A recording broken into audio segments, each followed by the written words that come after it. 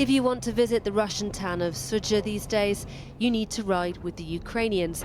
A small group of journalists were invited to see Kyiv's prize conquest, to see the chunks blown out of a statue of Lenin in its main square. Peaceful people in the basement, this reads, no soldiers. It's civilians on this side of the border, now cowering underground. If Ukraine's surprise land grab inside Russia's Kursk region was a lightning raid, the information coming out of it has been slow.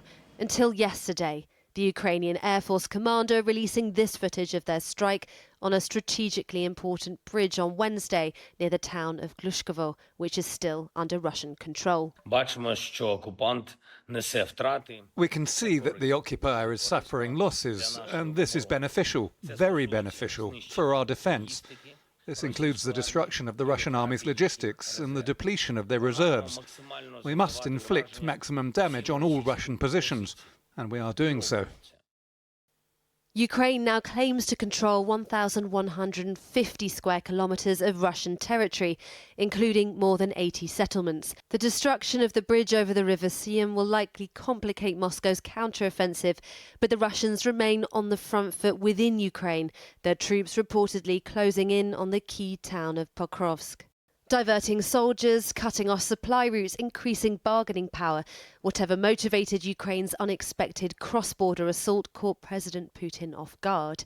Russia's foreign ministry said Ukrainian forces had used US-made short-range missiles to strike the bridge over the Siem River, killing volunteers evacuating civilians. In June, after pressure from European nations, the US gave Kyiv the green light to use all but its long-range weapons on Russian soil. And as the offensive the Russian leadership described as a terrorist attack continues, its own airstrikes rain down on Sumy in eastern Ukraine. Russia's unprovoked war on the country, now one of inch-by-inch attrition, and one its government is desperate for its citizens not to know about. It's been slowing down WhatsApp and YouTube to that end within its territory,